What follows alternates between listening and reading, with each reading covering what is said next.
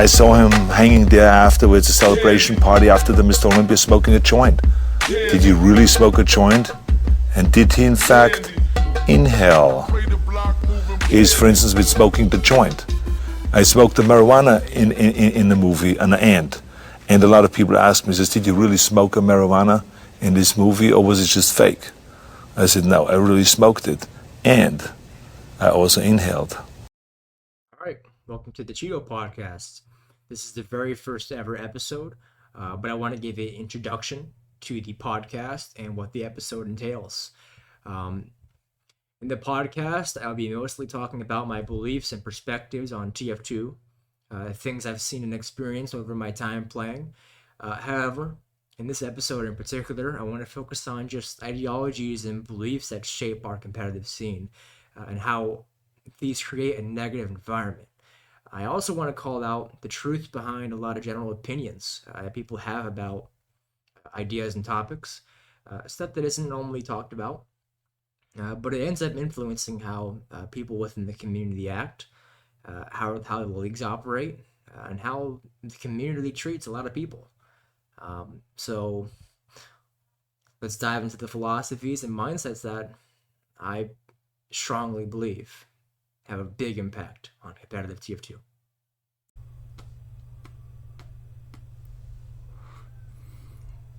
My first topic is a concept that I like to call red text equals scumbag, and no red text kind of gives you a free pass. So let's think about it, right? So essentially,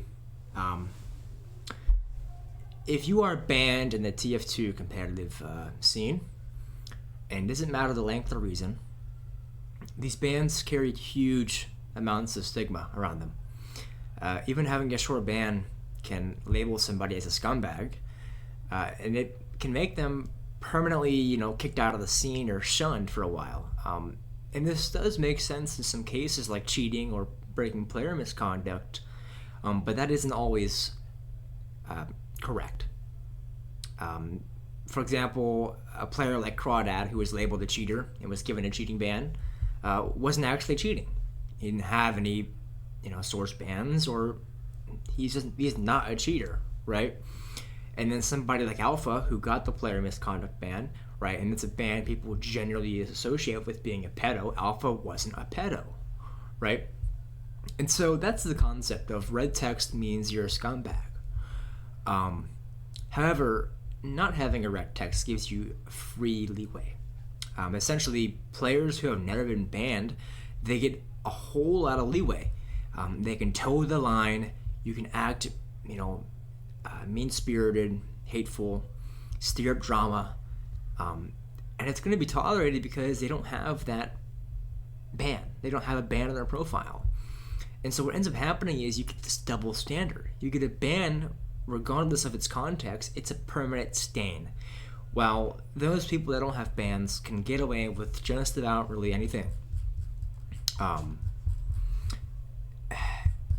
And so, the community will just see the red text in your profile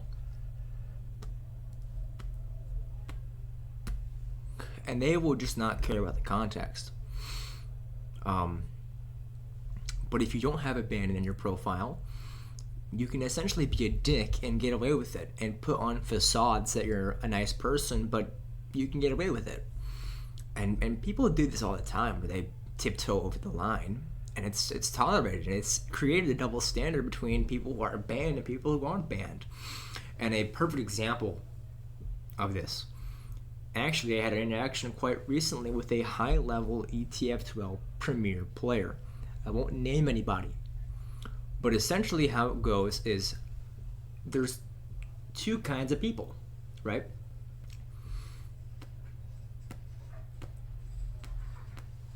So you had the one side is me, the banned player, the guy who's meant to be a scumbag.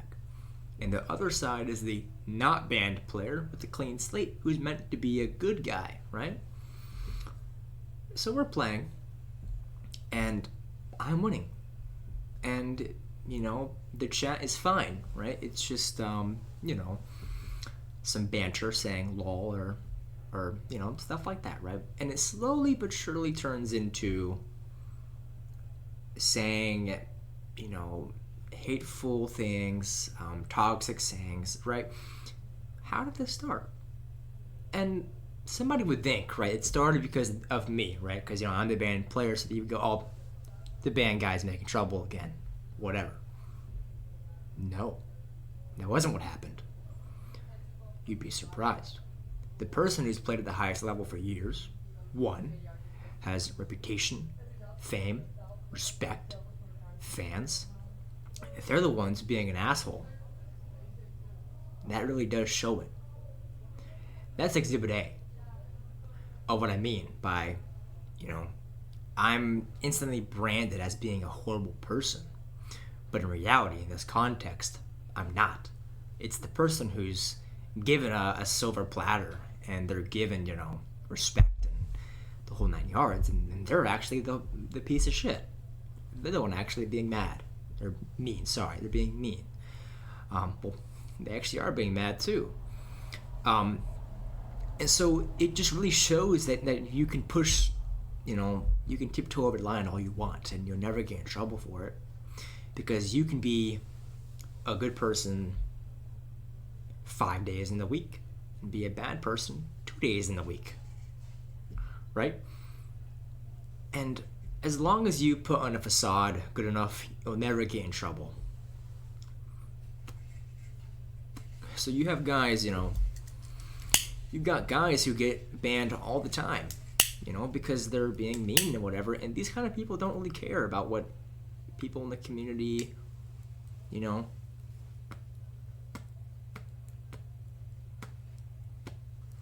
care about what they think, right? But then you have other people who put on facades and they care what other people think, but in reality, they're just as hateful as the guy who's banned, simply put.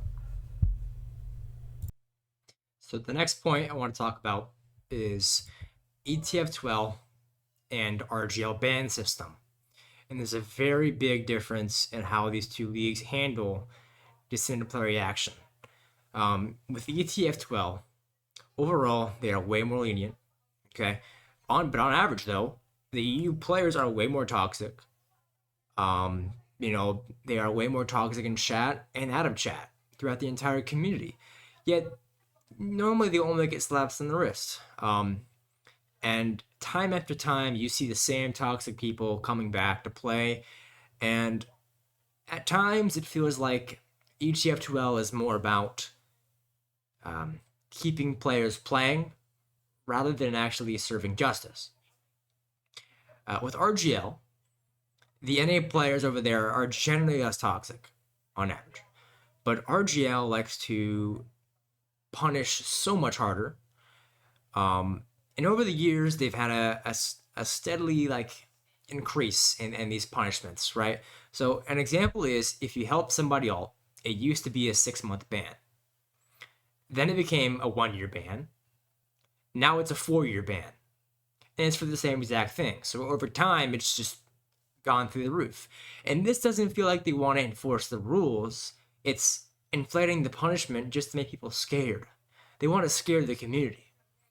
And if RGL doesn't want you around as a player, if they, find you, if they ban you for some kind of reason, sometimes they will give you an indefinite ban.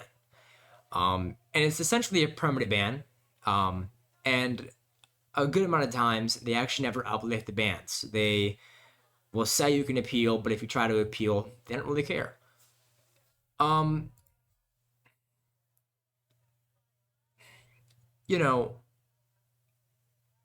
Essentially what it feels like is that with ETF2L, you can do whatever you'd like and you can still probably play next season. With RGL, it's the complete opposite though. It's if you cross the line once, you're done for good. Essentially. Even if you don't get banned permanently, the ban you suffer will hold such a value in the community that people are just going to shun you for a long time. Um, and it's infuriating. It makes no sense why they do this. And I would actually much rather have both leagues doing the same punishments. If ETF2L wanted to do the same 4-year ban like RGL does, then that would be more. That would make a whole lot more sense to me, because at least it shows, that they're on the same scale. But when you have ETF2L just barely punishing people, and being so lenient, it keeps this toxic community being toxic. And for example, being in RGL, if you go on a scrim and say a slur just one time, you'll get a ban for it. You should get a ban for it almost every time. But in the ETF12, you will almost never get a ban. I mean, it would probably take multiple people reporting you, and it would also require you to be doing it multiple times to actually warrant a ban, and you would get a very small ban. And so, why is that? It feels like RGL is oppressing over the community, right? They want to have an iron fist. They want to rule with full power. They want to make people scared. They want to paint narratives about people, right? Giving somebody a 4-year ban is absurd. 4 years is crazy amount of time. Most people won't even be playing in 4 years if they get shunned out of the community. We need to be thinking about it differently, like some kind of, rehabilitation, right? Why are we looking at it as, oh, you're getting banned for 4 years, see you in 4 years? Why? Especially when the ban doesn't warrant it to be 4 years. I mean, cheating bans were 2 years, now they're 4 years. And, they did this because people would cheat and then 2 years later come back and cheat again. Guys like Fresh QB, guys like Imprater. And it doesn't help our case when bad actors keep abusing the system, right? So overall, it's just, things need to change, okay? And it's going to be hard to change these things because people are always going to act out of bad faith, and you can't change that. But the league overseers, they need to really, really decide about how they approach banning people, because the community is so small. Banning people only just gets rid of players who can play, and there are a lot of players who don't actually deserve to be banned. It's that simple, really. So the next topic I want to talk about is kind of a short topic. I think it's self-explanatory. Essentially, I view Team Fortress TV, the forum website, as high school drama. Nothing else to it. It is high school drama. There are constant circle jerk clicks that go on there and babble. It's just gossip and rumors. And most times these threads turn into just echo chambers that are just filled with circle jerks. And the drama that happens on these threads, it just overshadows the facts that are actually there. And going one step further with this, you can tie RGL bans into this. Every time somebody gets banned, at least a notable figure, somebody makes a TFTV thread to get upvotes. That simple. Example being, Donovan posts a thread with Della's profile and just shows that he's banned. Didn't even have anything to actually say about it. He just put it out there. To me, that is clear malice, right? Della is fucked up. Don't get me wrong. Della is fucked up. But wouldn't you want the community to kind of just forget about these things? I mean, somebody's fucked up. Good riddance. Why are we making threads to just give them more attention? And it's not even like you're making this thread to be assertive about it. You're just making that thread to get upvotes. I mean, you're not posting anything of value. It's just, hey, he's banned. Yep, upvote. That's what it is. And what these threads turn into is just more speculation rather than substance proof. It's always just, I think this guy is this. He might be that. Look, I have a screenshot. It might be fake. And so these threads become entertainment rather than discussion or politics. It's just entertainment. Let's have fun and laugh and poke fun at people, right? And here's a really sensitive topic, but I think it has to be said. And this is the stigma with Randall Light and TF2. And I have friends who were close with him, and I actually was close with him for a bit as well. And so here's how it goes. There's no other way to paint this out. Here's how it went. He started getting a really bad reputation because he played one scrim with me. And he didn't quite understand why he was getting the reputation for and he shouldn't have played that scrim with me. He shouldn't have. Because I sometimes view it as that kind of, opened a whole can of worms. Imagine if he didn't play that scrim with me, right? But he did. And he got a ban for it because he got the scrim. And I told him not to get the scrim, but he got the scrim anyways, and it was a whole bunch of bullshit. But he got like a 3-month ban for it, and that was like, wow, like why? Like, it's harsh for getting one scrim, don't you think? And people were going on CFTV kind of shitting on him because he had kind of, gained a bad reputation in pub groups for kind of trolling them, whatever. He never really did any actual harm. He was very harmless as a person. And so the timeline goes like this. A month before it comes to public that he killed himself, they made a thread on TF2, openly shitting on him, openly talking shit, criticizing, being hateful. And a month, after that thread, he dies. Took his own life. He committed suicide.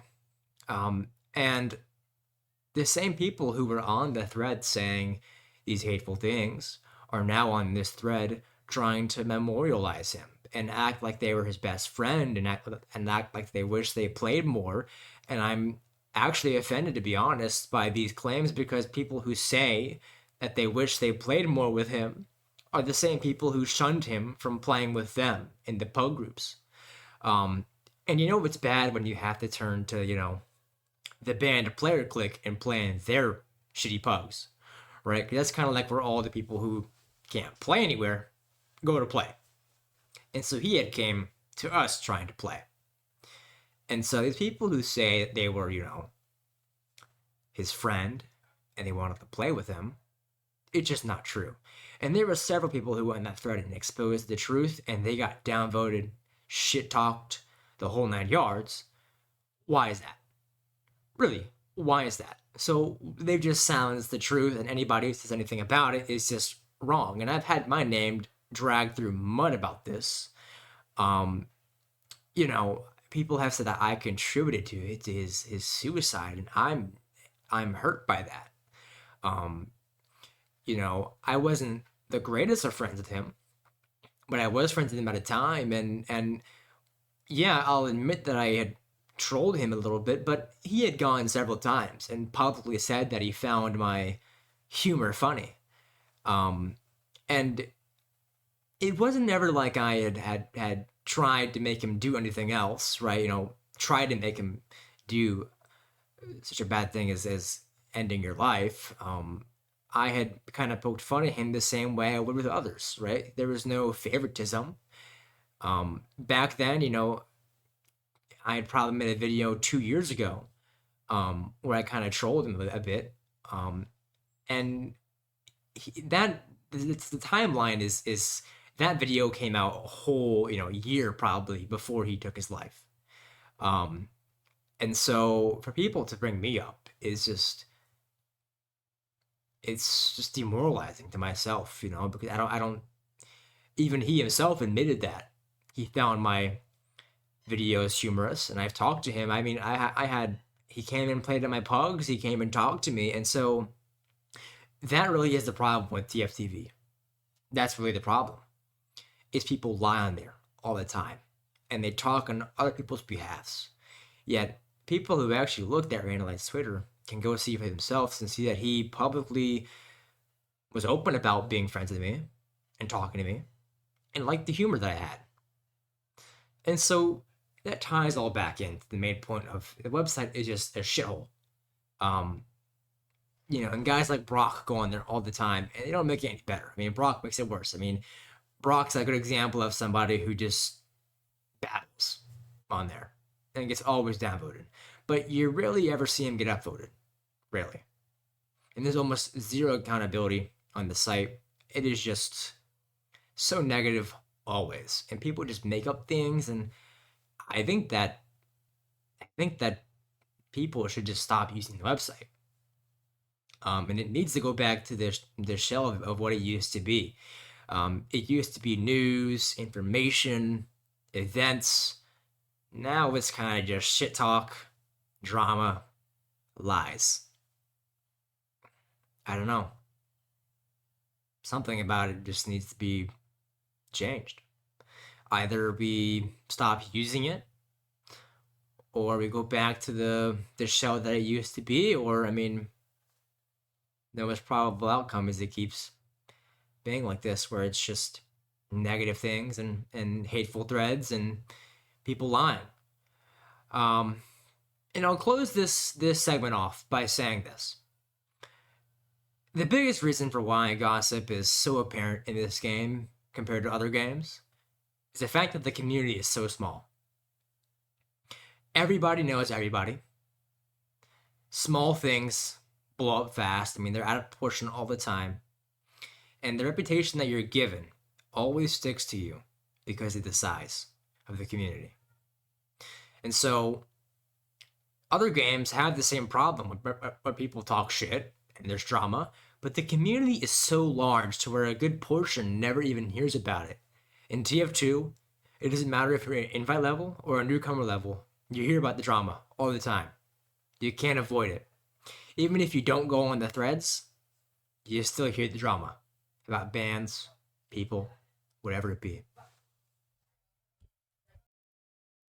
So the next topic, it's the bad actors in the community, and I like to call them fake trolls. I have to explain it a little bit, right?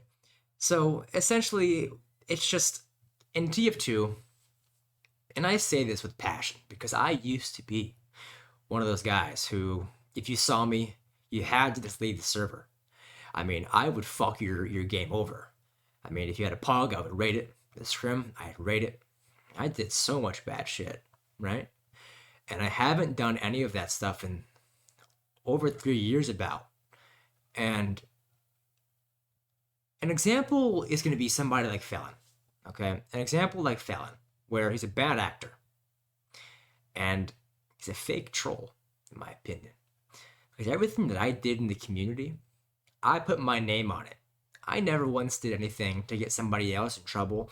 In fact, people who got in trouble because of me, I stuck my neck out for them. I faked screenshots for a friend called the Creamy, so he would get unbanned. I further put myself under in a grave so other people could have their bans revoked. And I've always, thought of that as I've always had a voice of reason with people who get banned, right? And with the case of Felon, I told him to not do it, to stop, and don't get banned. Because he could have genuinely played, and I think playing is much more fun than being banned, right? Obviously. But when I call him a fake troll, it's more so the fact that he never did anything new. In fact, I got blamed for 95% of the things he did. So people I talk to still think that I'm full of malice and I'm doing these things when I haven't in 3 years. And so it goes back to guys like Felon, right? Who are doing troll stuff, and they aren't doing it to... His name will get thrown around there, but he isn't really doing it for himself, right? People will take what he does and they'll throw other people's name under the bus, more so my name. And maybe I feel this way because I've been affected so much by it, but there are a lot of groups and people in the community that further divide right and wrong, right? And they do just troll crap. And it makes it so much harder to tell the truth from the lies. And these fake trolls, they keep drama flaming. They keep it alive, they keep it burning, they keep it going. Right? And people are always going to have their moments where they do stupid things, right? But it's time for the community to start really acknowledging who's doing these things, right? An example of being is I'm going to talk about Scratch, okay? The only thing I'm going to say is that after he got on our GL band, I know for a fact, because he was in Pug Hub playing those pugs. I never got into Pug Hub. The only times I got into Pug Hub, I played a pug and that was it. Never anything else. In fact, I actually got banned several times, but the owners sometimes let me on alts to play for a bit, right? And just have fun, because I was kind of friends with them. But essentially, he got unbanned, and he would give the connects to his troll buddies a part of GXQ. And I would get blamed for it. And so people don't really take accountability. You don't have guys going around and doing all this crap and saying, I'm doing it. Look at me. They do it with some kind of animosity, and then other people get dragged down because of this. More so me. But I know there's other guys, that I've talked to that have been falsely labeled as doing things when they haven't done these things, right? And so this kind of goes with the topic of, I'll talk about it now, is do people deserve a second chance? I think yes. I think a lot of people deserve a second chance. But a lot are really questionable.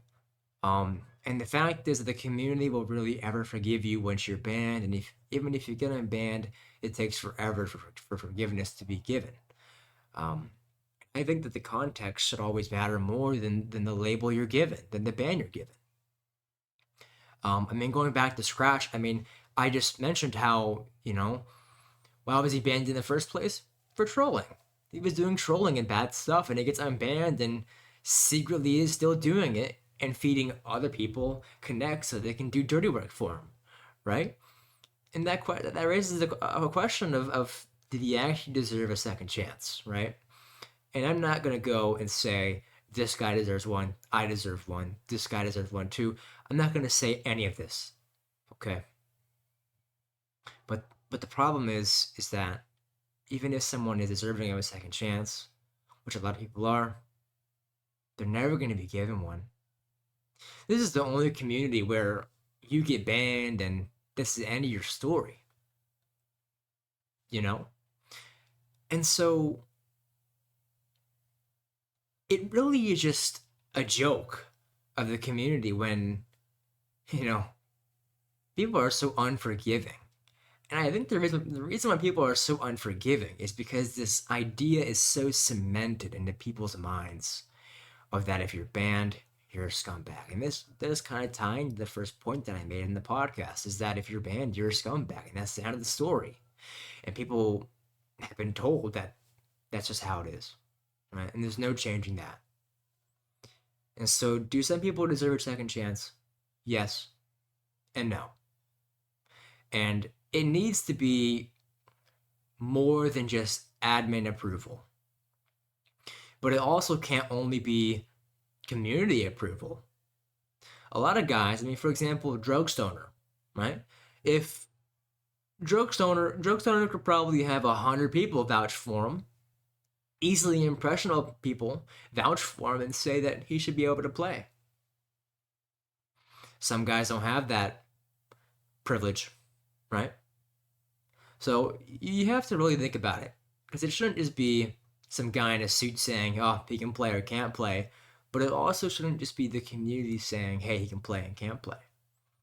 There needs to be genuine discussion about these things and no biasness, because I could easily have, I could probably go in a pub and say, hey, I'm going to give you a key, open this form and say I can play TF2 RGL again. And they would all do it for a key. That's biasness. Doggo's friends are biased. right? But at the same time, there's people in the community who hold grudges for years, right? So it's a hard topic to think about, but maybe going into the future, it could be improved upon because there are a lot of people who deserve to have their cases reopened. So I want to shortly mention about RGL's prejudice towards certain cases and banned players. They have a pattern to inconsistently ban players, and the enforcement of the rules is just inconsistent overall. Um, a lot of people aren't held to the same standard. An example being, I will compare my ban to Gabino's ban. Okay, um, I would talk the doxing ban. I never doxed anybody, but the complaint that happened with that is I had exposed somebody who I deeply believed and still do believe to be a pedophile, and I exposed him on the public TF2 forums. And in my post, I posted a photo of his face. And this photo, I did not find it with malice intent. I found it from a public TF2 Discord. I do not believe that to be doxing. I was informed to remove his photo. I did. I complied. I was told to remove my thread. I did. I complied. I never argued once with the admins. I complied. They gave me a 1-year ban. Here's on the contrary. Gabino doxes an actual person. Full name, face, phone number, address. Only a 6-month ban. Why is that? Right? It's inconsistent. Really, it really is. And what it feels is it feels very personal and not a professional look at things. It's personal. The admins constantly let their feelings get involved with how they ban people, right? And there's a lot of guys who associate with me and they cannot do anything wrong in the community because if they do one thing wrong, they will be banned for life. RGL is just waiting for the opportunity to ban them for life just because they're friends with me. Why is that? Why so prejudice? Why should the admins care about who you're friends with? Really? Or who you play with? Really? Albeit. And, it doesn't feel like they only seem to care if you affect them on a personal level, right? Gabino, people were kind of, whatever. He never really had the spotlight that I had, right? He was never put out there as much as I was put out there. I was out there everywhere. Threads, servers, DMs, streams. Ranging from newcomer to invite. Everybody knew me. They knew what I was doing, right? And so RGO just wanted the reason they get rid of me. Simply. I got that 1-year ban and I was frustrated. As a teenager, I was frustrated. I got the 1-year ban. I thought it's over. I'm just going to go and do whatever I want to do. And they gave me a permanent right after. But then look at guys like Felon. Felon was kind of a delinquent.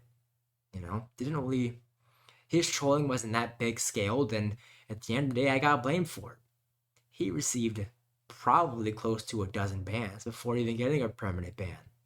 Why is that? There's a weird inconsistency in how they ban players, and it's never going to change. And so the next point I want to talk about is witch hunts of banned players. If you're banned, it's more than just a league punishment. The community will pile on and keep it alive. They'll keep your punishment alive. They'll keep mentioning it to you and saying things about it to you. And it's a permanent stain. Even if you serve a ban, even if you got banned for a year and came back, people are still going to use it against you. And so, if you're a banned player, people are just able to do whatever they like to you and really have no punishment. There's been cases of where people get banned and they are harassed for months about this. And yet all the guys who harass never get in trouble. I'll give you an example. Here's an example.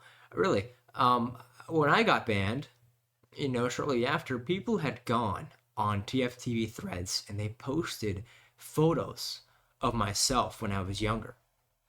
Photos I had only shared to specific teammates. Okay. Photos circulate, sure. But I had just gotten banned for a year because apparently I doxed somebody because I posted his photo on a thread, right? Even though I removed it. And the photo wasn't that sensitive or personal. But yet guys post my face of when I was a child on threads and never get any punishment for it. In fact, it's humorous because of my reputation. Why is that? We all bleed the same blood. We're all human. So why is it that people can act this way towards certain individuals in the community, mostly banned ones, and never really face a punishment for it? And so that really shows you prejudice really exists in the community. It's a bad thing, really. I mean, and if you show this to admins, they won't really care. I mean, for example, I've showed several admins about these things going on, and no one seemed to care. In fact, UGC was the only league that cared, and even then, the bans that were given were very, very short bans. So that's just something that you have to deal with. And people will say, "Oh, well, you're, banned and you deserve the punishment." But my argument is, we all are human, right? Why are you still acting this way to somebody who hasn't really done anything in multiple years, right? And at the end of the day, it's a video game, right? Never that serious. It isn't like someone's a convicted criminal in real life and they killed somebody. It's a video game. You typed in chat and somebody got upset, right? You joined somebody's game and they got upset, right? This is what it is. Why do we care so much? There's integrity. Uphold the integrity. I'm all for it. But going outside of the game to harass people who face these bans, it's not warranted. Never has been, never will be. So my next point, it's RGL's monopolization of TF2. So essentially, RGL controls most of competitive TF2. There are very few organizations that work outside of RGL that are successful. Okay, RGL, their influence, it's more than just their league. It's other leagues as well, whether it be TF2 mirror banning RGL's bans or other things they have done recently, like put their hands in other organizations, right, and getting involved in their work, right, like MG, right, and this is bad. This is bad when you combine this with biasness, right? RGL has shown to be very biased, and a lot of people are opening their eyes to this and saying that RGL has biases and they aren't as reputable as it seems, right? Even the high-level players are frustrated with RGL when it comes to getting paid on time. And now they've put their hands in other organizations and other events, right? And now it's just bad because now they own everything, right? Now everything is RGL. And so on the topic of lands, right? I think this is really the biggest detriment is that nobody's going to RGB land. Everybody's going to RGL land, right? And why are they going? Because RGL has a season and they tie the land in with the season. I think it's great that RGL has lands. I think it's great, but they have lands so frequently nowadays that other organizations like RGB just don't have success when they have lands. I mean, RGB had 4 or 5 teams, and I'm pretty sure one of the teams dropped out. So that's not many amount of teams. And so RGL is just further monopolizing the things they do in TF2, whether it be lands, tournaments, events, other organizations. They want to have it all. They really do. They want to have it all. And so this is a bad thing because creativity is gone, and biasness is through the roof. And you have guys, I mean, RGL has really gone to shit. Really. I mean, Sigafu, people gave him shit, but at least he had kind of a passion for it. He sold RGL to Mogul Soap. And Mogul Soap, as I've been told, was diagnosed with cancer. And so Mogul Soap decided he doesn't have the time or, um, will to lead the big league. And so he gave it to Arcadia, and Arcadia has owned it ever since. And Arcadia doesn't do anything with RGL but sit on it and monopolize and have his goons do things for him. I mean, really. That's the only way to look at it. And it's very blunt, very negative, but that's the only way to look at it, really. RGL is turning TF2 into a monopoly. The other events that used to be held and ran in TF2 are no longer here. Organizations have pulled out support for TF2. RGL really does own it all. My next topic is the high-level players' influence on the inexperienced, okay? Newer players who come to the game, they see a guy who's high level, and they are so easily impressionable by them, okay? And, this is a problem on a scale of several things, but really this is a problem on a scale of level, like skill, okay? You have guys that come in and play, and they're brand new, and they network properly, and they find someone, talk to them, and they climb the ranks so much faster than the average player would, but for no real reason. It's nepotism, really, right? And a lot of these high-level players aren't actually as nice as they seem, right? A lot of them put on facades, and so they aren't role models. They spread hateful things and toxic ideas. And so these newer players, they just pick up on it.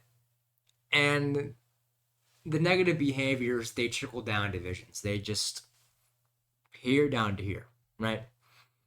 And so there's been many cases of players who are new and come and play. And they climb the ranks super quick, but they actually aren't good, right? Okay, a guy like Peppa, for example, right? People don't really think he's good. Okay, sure. But he played Invite. Well, how? Right? You think, how did he play Invite? And you think, okay, because he has friends, right? Because when you first started playing, you talked to high-level players, and they kind of groomed him, essentially. And that's how he got an invite, right? So, why? Why are we allowing, why is this so normalized? Why is nobody looking into these kind of things? It's just so normalized to just, be a high-level player and just talk to these level players. And in my opinion, I don't really view it as these high-level players trying to make something out of new players and make them good and keep the game going. I view it as these players can use these new players as vessels for themselves, right? An example I'll give you is somebody like Cormy.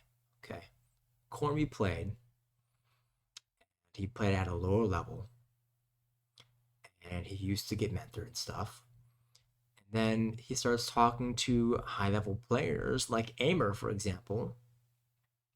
And how he's a part of that clique. He just roster rides and plays with his buddies who sandbag on their off classes, right? And so why is this so normalized for high-level players to just influence the inexperienced so easily? Why don't we care? We should be caring, right? It is almost rare that you see the high-level player going out of his way to actually help the inexperienced player. Okay? Most of these guys act in bad faith. They don't start YouTube channels to help the inexperienced. They don't become coaches. They just find a few select players that fit the agenda and they bring them in, right? That's the only way that I can look at it, right? That's my belief. And so going with that idea, okay, my final topic I want to mention, okay, is the sandbag problem, right? And a lot of times, these high level players use these low level players as a gateway to sandbag because they'll argue, well, I'm playing with my friend and he's lower level, so why can't I play with him? Oh, just off class. I mean, it shows there's a connection there, right? It establishes a relationship between the sandbagger, the high level player, and the inexperienced player, right?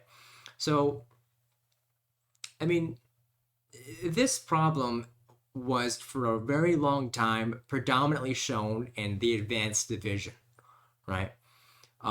Maybe not in a sense of, you know, high level players using friends as gateway, but you always had high level players off classing in advance and winning the div. I mean, the guys who won advance multiple seasons in a row, you look at the roster, there's always a guy or two on there that was there the season before, right? Guys like Use, for example, right? And then you look at it, the div below main is where it gets tricky because in main,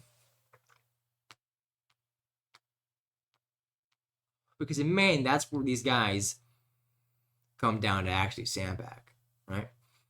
So, you know, RGL is constantly having to decide who can play and who can't play. But one thing though is they've recently updated their guidelines on how class restricting will work. So it's good to see they're making some steps forward to fixing this sandbag problem. But this sandbag problem may be fixed in RGL. But it ain't fixed in other leagues. It's not fixed in TF2.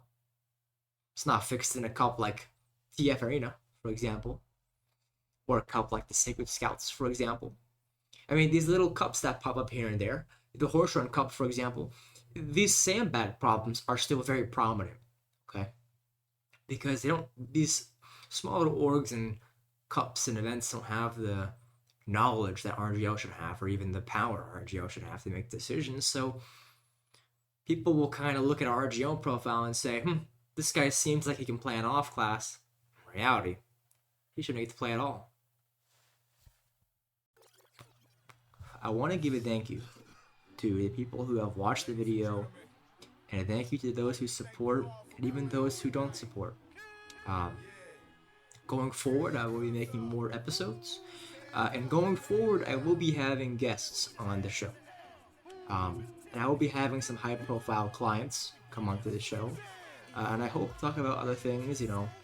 I would like to talk about my experiences with playing in the community.